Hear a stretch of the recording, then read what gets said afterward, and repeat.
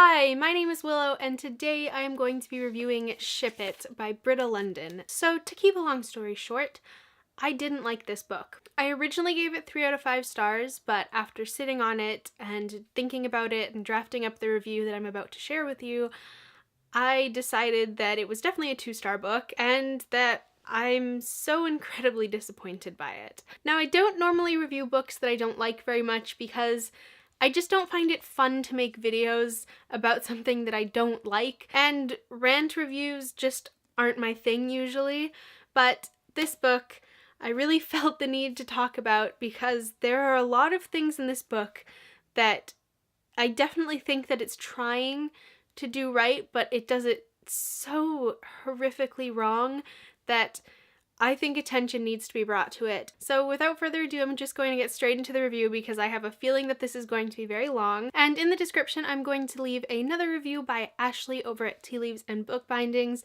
which I definitely recommend checking out. I obviously watched a review before I made this one, and I really liked it. She touches upon some really important topics that I might accidentally leave out or not address as well as she does, but it's a really thorough and great review, so I definitely recommend checking it out. And as I said, the link will be in the description. So I'm going to start off with the good because might as well give the good news before the bad news, and what makes it a 2-star book and not a 1-star book, and what initially made me think of it as a 3-star book. So for context, I first heard about this book on someone's channel who was popular and sponsored to talk about it, and all I really got from them was that it takes place at Comic-Con and it talks about fandom and stuff, and I was like, oh, that sounds interesting, I'll check it out. So flash forward a week or so later, and I have a 30% off discount at Chapters and a gift card, so what do? As soon as I see it in the teen section, I pick it up, I read the flap, I'm like, hang on a second. This is about a girl who writes fic. She ends up with another girl, and it takes place during Comic-Cons, and there's all of this like queer stuff about it. I was like, this is gonna be some good stuff. This is going to be one of my next favorite books. It's gonna be amazing. So I picked it up and I was so excited to read it. I went on vacation, I brought the book with me, and I started it one morning, and I could already feel the disappointment seeping in as soon as I started it. But we're here to talk about the good stuff first. So I will say that the diversity was good. However, it also wasn't. And the not good parts of the diversity in this book really heavily outweigh the good parts. But the fact that this book does have a relationship between 2 women is wonderful, and neither of them die at the end, which is also great. And it's really something that you don't see a lot of in YA. You know, if there is queer representation in YA, it's usually for gay men.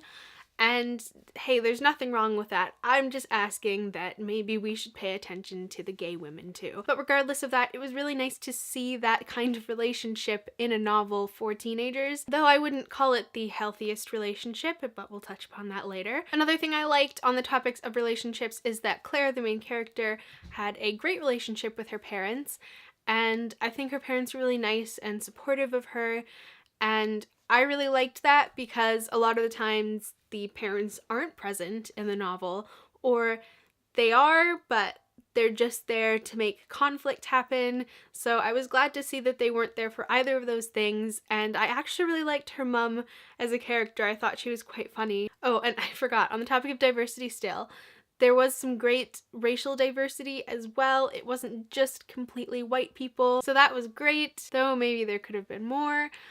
But it's fine, it's a start. We'll touch upon that later. And the last thing on the good list for this book is the writing. I actually thought the writing was really great. It was fun, and I got through the book really quickly because of that.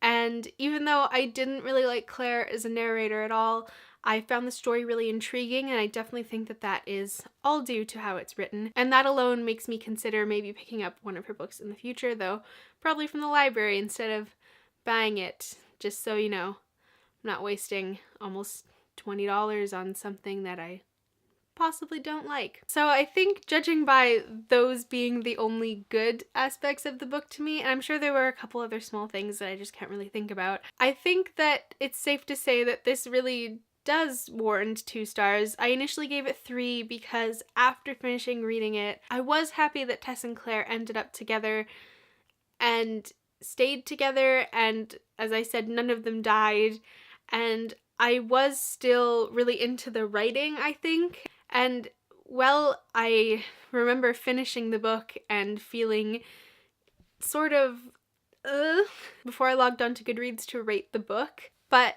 I don't know, there was something about it that initially made it feel better than it actually was after sitting on it for a few days. So that being said, let's move on to the bad parts of this book, and there are a lot. We're going to divide this into some sections. So first, let's talk about the fandom representation in this book.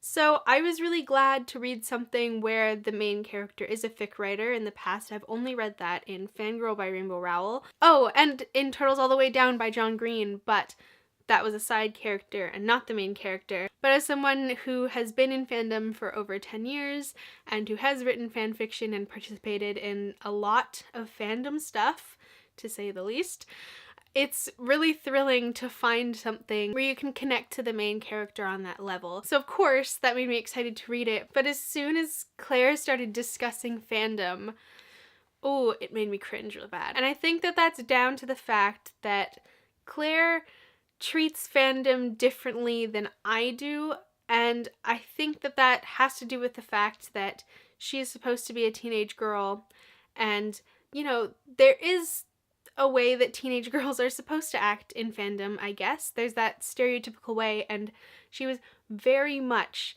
portrayed as the stereotype of a teenage girl in fandom who writes gay fanfiction.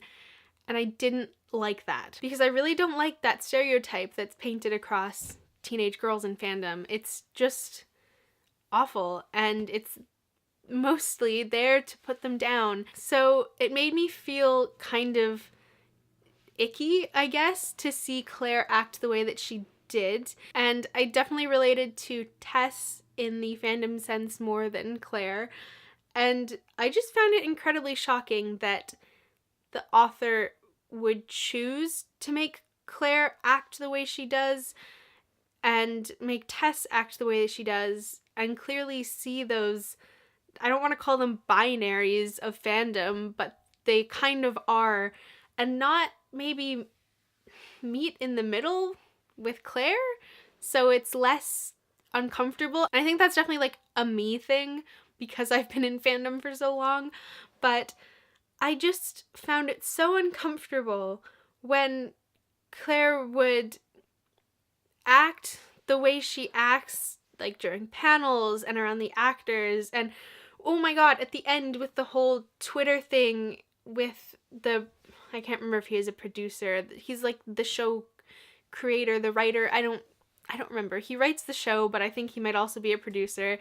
Whatever. When she fucking hacked his Twitter account, I was like, this is horrible. I just remember sitting there and thinking, why is this happening? That moment really made me hate Claire a lot. And she had done a lot of things in this story to make me hate her, but I was like, are you kidding me? I can't believe that this is something that's being put in a novel, and the main character is saying that this is the only thing she can do to make her ship canonly gay. Like, I couldn't handle it. And listen, I get Claire's behavior. I totally get it. There's something so thrilling about fandom, and especially going to a Comic-Con and being surrounded by people who love the same things as you do and who are so into it like you are because, hey, maybe they're dressed up, or maybe they also write fic, or maybe they do fan art. It's so exciting and it's so much fun. But there are moments like when she totally reveals Tess's fan art secret to her friends when Tess really doesn't want her to do that. And we're going to talk about this more later because that comes into play with their relationship. But I just couldn't fathom how much of an asshole she was about fandom. And I get that she wants to be proud of being in the fandom, and that's awesome. I'm proud to be in the fandoms that I'm in. But you really gotta respect other people's decisions. Like, I would really not want someone who knows that I'm in a certain fandom to go around and tell everyone I know about it, because that's just not something that everyone needs to know about, you know? And it's not because I'm ashamed of it, it's because this is a part of my life that I like to keep to myself, because people can be shitty and they can make you feel shitty about things that you like, and I just don't want that to happen. And this is a bit of a tangent, but basically, I hated how fandom was portrayed through Claire. It was really given that stereotype of crazy teenage girl through her, and I don't think that that's necessary at all. Even in Fangirl by Rainbow Rowell, there were things about that book that could have been done a lot better. But Rainbow Rowell didn't make Kath out to be some crazy rabid fan, and neither did John Green with his character in Turtles All the Way Down, who was a side character. And I think there are ways to portray the crazy fangirl that aren't as negative as they are in this book. So yeah, I just couldn't do it. Oh, and on that note, I was really pissed off, and this is definitely a me thing. I was really pissed off when Claire was like, oh yeah, Forrest, I'll show you my blog and you can know about fan fiction. And I was like, you can't, no, like that's not for the people that you're writing it about. Like that's, I just find it so cringy. Like, he doesn't need to know about your sexy fan fiction about him, because that's just not for him. That's for the fans. And oh, I just couldn't believe that that was written into this book. It made me so uncomfortable. I was like, Jesus, when will this end? So next, I'd like to talk about the big thing that really annoyed me besides fandom in this novel, and that was queer representation.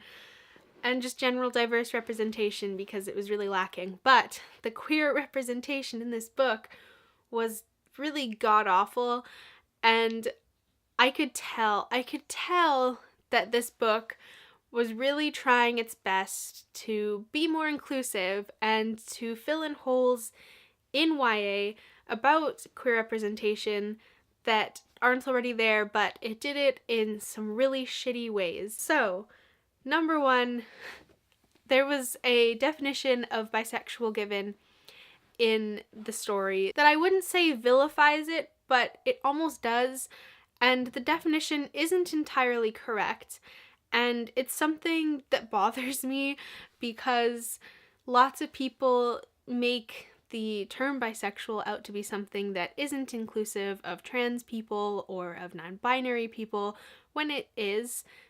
Some people just feel more comfortable using pansexual, some people feel more comfortable using bisexual. So I didn't like how that was explained, and well, I did like the way that Claire's sexuality crisis was explained through her eyes. It felt quite real. However, I'm not the biggest fan of the idea of needing to label yourself, and especially with Tess as someone who has quite a few labels that she goes by. It made it seem like you had to label yourself to be able to define yourself, and I wasn't a big fan of that.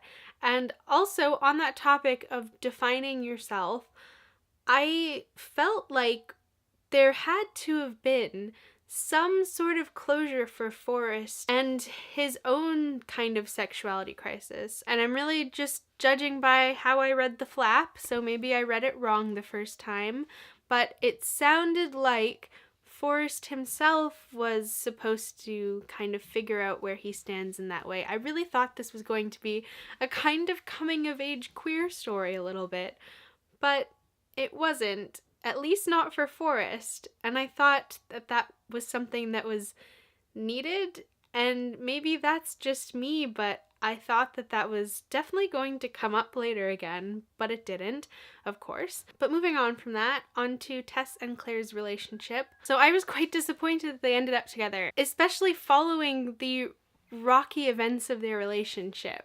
So they had a lot of fights throughout this novel, and every time I was like, they can't end up together now. They just can't. That's so wrong, because they haven't really talked about it. And the fact that Tess knowingly outed Claire to her mother, I was appalled. That is something that I never want to see in books again, unless it is talked about later, and this wasn't.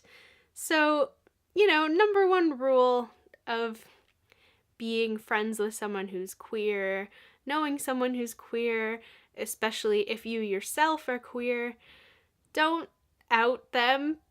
Don't do that. That's shitty. You just don't do that. That's like the number one rule. Because what the fuck? I was so pissed off when she did that. And I mean, like, what Claire did to Tess and her friends isn't even on the same level, but they were both so shitty to each other, and they didn't really talk about it. They just kind of brushed it off, and then at the end of the book, they're in a relationship. And I'm like, this can't be healthy. This can't be. And I don't like that this isn't a book for teenagers, that teenagers will read and maybe think it's healthy, because it's not, and it's just shit. So that made me really pissed off, and it made me even more mad about the queer representation in this book, because damn it, I thought I was being promised a great female queer relationship and some great representation that I don't normally get, but all I got was something that was incredibly disappointing and just wrong. So I'm like trying not to yell at the camera right now, because now that I'm thinking about it, I'm all riled up, because it's just shitty. It's just so shitty. And what makes it even worse to me is that people with followings are getting paid to sponsor this book, and I know that it's not their fault that they haven't read it yet. Most of them, I'm sure. I don't know who has and who hasn't. And seeing people pick this up and give it a positive review, it just frustrates me, because at least with the issues with queer people in this book, that's not like a me thing. That's not just me complaining about it. That's something that's definitely an issue that I know that I and other people who understand that that portrayal is so wrong and so toxic don't want to see again in novels, but people are raving about it, and it's just kind of shit. So moving on from that as well, I thought the whole bit with the show and the showrunners and the people who work on the show, I mean, I'm gonna let go of the fact that it's super unrealistic, because this is a novel and there are better things, clearly, to complain about this book. But I just felt like all of that stuff with the show was left quite open-ended. There wasn't a lot of closure, I suppose, with that. And yeah, you know what happens with the show, and you know all the outcomes, and you know that the guy is still an asshole. Even though Claire hacked his Twitter, you'd think he wouldn't be an asshole after she did that. Yeah, because that works all the time. And that's a normal thing to write into a book. Sorry, I'm riled. This is why I don't usually make rant reviews, because it's just me yelling at a camera for God knows how long. This is probably going to be one of the longest reviews I post on my channel, but I'm very passionate about talking about why this book shouldn't get really positive attention, which makes me sound like a dick. And I'm not trying to. I'm just frustrated that this kind of stuff is happening and that it's getting positive feedback when there's some stuff in here that is inexcusably wrong. So I don't want to keep beating the dead horse. So I'm going to wrap this review up, and I also don't want it to be a million years long, though it probably will be anyway. And I hope that what I've talked about makes sense, and I hope that it's understandable that the issues in this book, some of them are my issues with it, and some of them are issues that really need to be talked about, because that sort of misrepresentation is something that I really don't want to have catch on and to be portrayed as something that is supposed to be actual good representation. So thank you so much for watching this rant review, I guess. I hope that it was enjoyable. I may do more videos like this in the future. It just depends on how passionate I am about the topics, but you know, things like fandom and queerness are something that I'm very interested in. So, you know, if I read another bad book that talks about topics that I'm passionate about, then I'll probably end up making another rant review in the future. So once again, please check out Ashley's video in the description. I really recommend it. I know that she's definitely touched upon things that I have forgotten to talk about, and of course she offers her own wonderful opinion on this book, and I just really recommend watching her video. So I hope that you're having a wonderful day, and you can subscribe to my channel over here, and you can watch some of my other videos over here. And once again, thank you so much for watching, and I will see you soon in another video. Bye!